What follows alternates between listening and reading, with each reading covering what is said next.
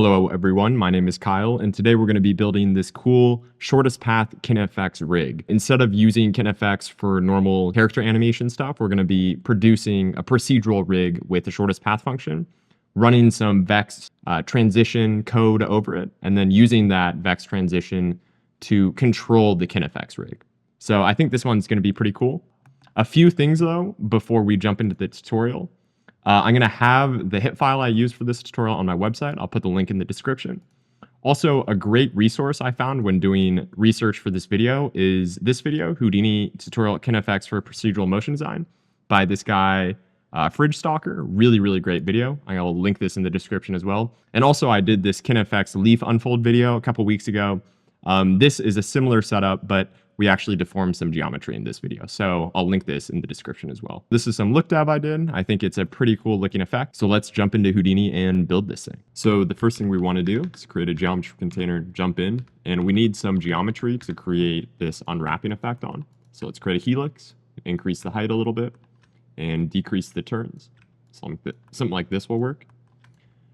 Then we need some geometry. So let's sweep it. I'm just going to use round tube. Increase the radius, add grips, add the grid for the cap.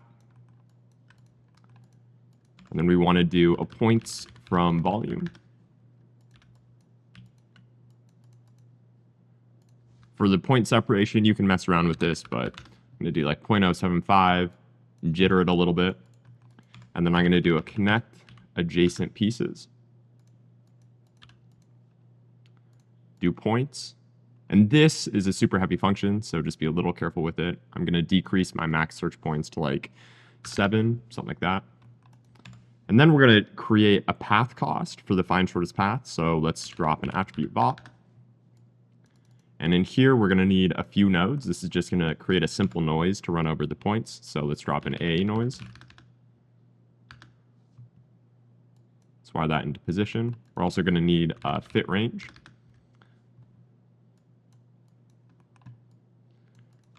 A ramp parameter. Put that on spline ramp. And then we're going to bind export this out into an attribute called noise. Something like that.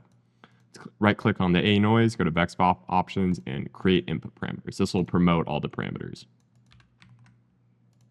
So we have noise. It's looking good. Something like that.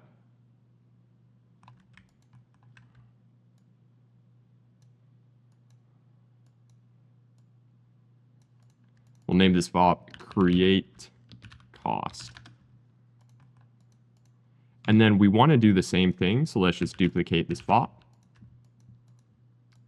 I'm going to change the offset parameter a little bit so we're not using the same exact noise. And then we're just going to clamp something like this, right? Because what I want to do here is just use a blast function. And since this one is exporting the attribute noise, I want this one to export the attribute. We'll just name this blast. And then in the blast stop, we'll do attribute blast is less than 0.5. You need to put this on points. Maybe we'll do greater than 0.5. And this just like adds a little bit of noise throughout our connected pieces. So when we run our find shortest path function, it'll be a little bit more broken up. So let's create the prerequisites for the find shortest path, which is a start point group and an end point group. So let's do the start point group. This is an easy one. It's just going to be a normal group SOP. Let's put it on points. And then I want to select some point down here at the start. Let's just do that one. See it right there. And then for the end, I want it to just be like a random selection of points throughout the piece, throughout the connected adjacent points. So I'll write a little bit of code here. Let's do if a random number based on the point number is less than some sort of channel float threshold. Then we should put it in a group called ends. At group is equal to ends is equal to 1. And we see we have 0 in our ends group. If we turn this on and turn on our visualization, you could see now we have a whole bunch of points in our ends group. And this is based on this slider, which is kind of cool. So we'll call this create ends group. And we'll call this node start. Okay, so we have everything we need for the find shortest path function. Let's drop that down. One of the coolest nodes in Houdini, in my opinion. And we have our start points and our end points. And we want to do from each start to each end. And for the path cost, since we created this, I believe this is called noise.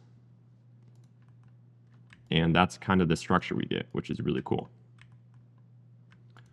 Next, I want to fuse all of these points together. So let's do that. Now we go from 648,000 to 11,000. And then I want to polypath this. Polypath fixes a lot of issues I run into for the KineFX Rig stuff. So if you're running into issues, maybe drop polypath, see if it fixes it. And the next thing I want to do is actually set up a distance along curves SOP. And this is to create a map attribute for our transition attribute. Let's do edge network operation on total, and then we'll normalize this mask. See, it's right now an attribute called dist, which is this 0 to 1 attribute, which is looking good, but I'm just going to rename it map. So it's the same thing here. And then we're going to create a quick map transition with a little bit of Vex. So let's bring in our map. A couple local variables, float p, so the channel float position, float w, channel float width.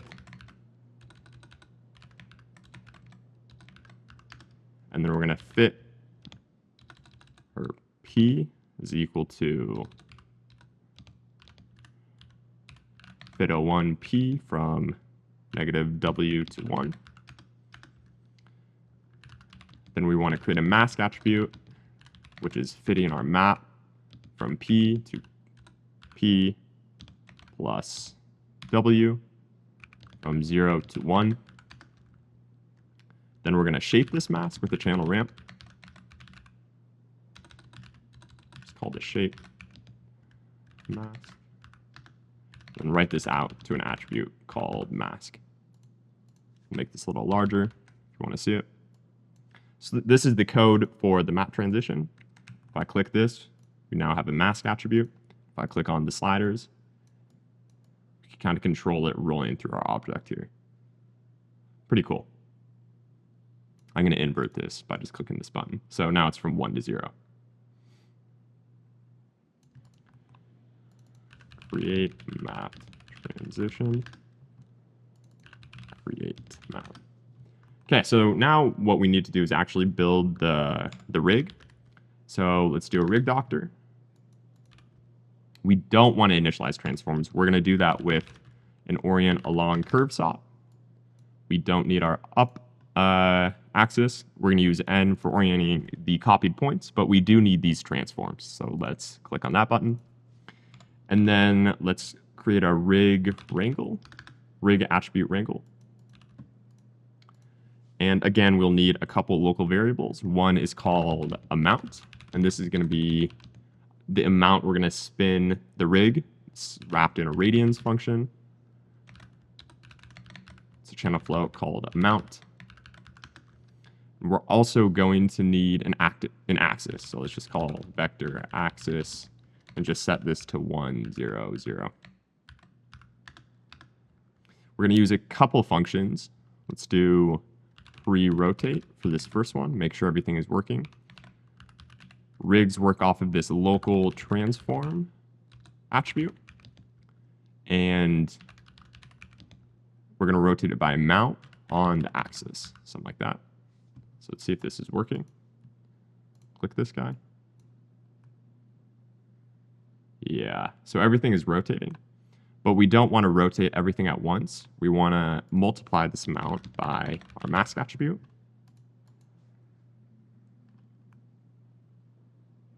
And I actually may have had this inverted the wrong way. Yeah, there we go. So let's invert that back. And then I also want to scale this rig based on the mask attribute. But I also need to filter the incoming mask attribute just a little bit. So what we can do is create this float called scale. And this is equal to a channel ramp called scale of f@mask. And I'm going to use the rig function prescale. It's also running over local transform. And then it requires a vector, so I'm just going to put in 1, 1, 1. But I'm going to multiply this vector by our scale float that we just created. So click on this, invert this guy, kind of mess around with this channel ramp a little bit. So that's looking good. I'm going to go back up to our map transition and just do a quick arbitrary animation. Something like that. And in our orient along curve, I'm going to actually change this to the y-axis, not z, y. I was getting slightly better looking results with this. So now it's curling from the bottom, but let's curl it from the top down. So let's do -15. Yeah, something like that. And make this a linear animation. Also going to start it lower, something like that. So that's looking cool.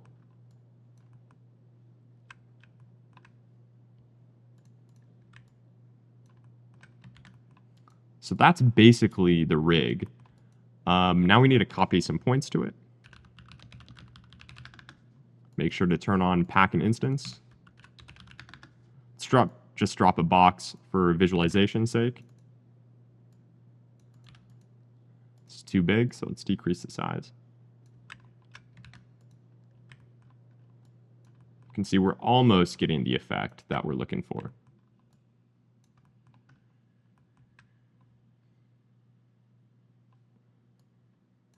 But I think we need to change a few things. The first is p-scale. So let's go into let's just edit the p-scale with an attribute wrangle. And we want to basically delete everything but normals. And in here, we're going to initialize the p-scale with a channel float. So f@p-scale is equal to channel float p-scale. And then something I like to do with p-scale is multiply it against a channel ramp. We'll just call this distribution over a random function on every point number. So this way I can kind of control, right? We have a lot of little ones and a few large ones, something like this. We can kind of control the distribution. So here, I noticed a couple things. Like we don't just have enough points naturally on the rig to copy the points to. And you would think this should just be fixed with a resample, but the problem is if you put a resample at the end of the chain, it's going to run into a whole bunch of time dependency issues. It's just going to be heavy because it's going to have to recalculate every frame. And if you put the resample before all of these nodes, it's going to have to recalculate like rig doctor and all this stuff. So what I recommend doing is right after the create map stop that we created, let's do a scatter. And then in the output attributes, let's do source prim and source prim UV. We're going to use this cool node called attribute interpolate, which is basically just like an XYZ dist and prim UV function wrapped up into a SOP. And we're going to plug in, should be the other way around, our animated geometry. So that should be this rig doctor guy into the right input and our scatter points into the left input. You can see we're scattering points now onto that animated geometry. And with this slider, we could just control the distribution. So, 10,000 points, plug this into the attribute delete. 50,000 points. Slowing down a little bit, but you can see now we have evenly distributed geometry. Let's put this on 25,000 for tutorial's sake. The other thing I'm noticing is that you can just see that these are normal boxes. So let's change that real quick. Let's create a box. I'm just going to use an ISO offset for this. You could also do a V2B from polygons and put that on density, but this is as easy. Scatter some points inside and decrease this amount. Let's do a Voronoi fracture, this guy.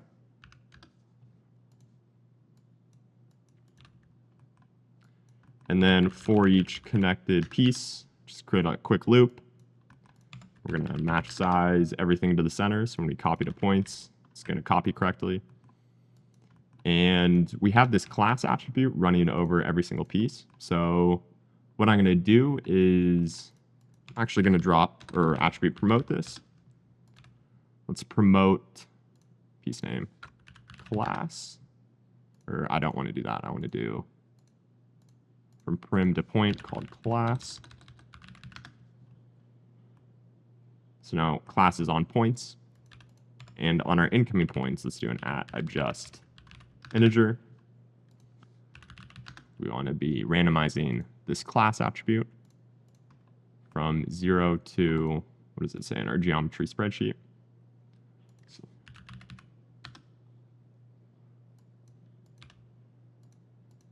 we have 94, so that should be 93. Drop that there. We want to be copying based on a piece attribute called class. Let's drop this in here. Now we have some randomized geometry on our points. P scale is a little bit too large, so we can scale that down.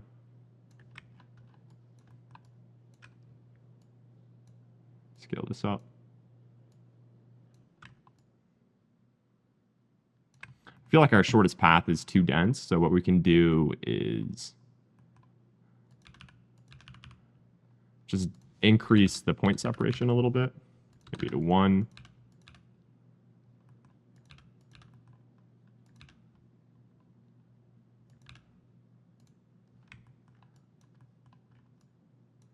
Reset some of this.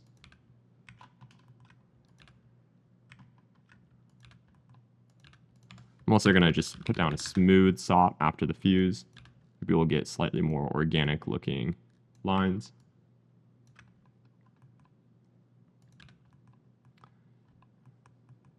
And our ends group should probably be less points overall. Something like that. Yeah, so now it's a little more sparse. I think it'll show the shape a little bit better. That's looking cool. And we also need to edit this P scale again. Something like this.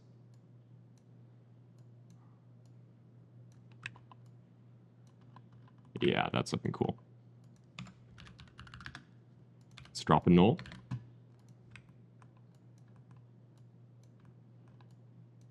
So that's kind of what the effect is looking like. I think that's looking pretty cool. And lastly, for shading, you can drop a quick wrangle. I like to do this. Just create a quick float attribute like f@r is equal to rand @point number. You could drop a color SOP and do ramp from attribute and just type in R here. Now you have this like randomized color on all the points. And you could use this for shading in Redshift or whatever render engine you're using.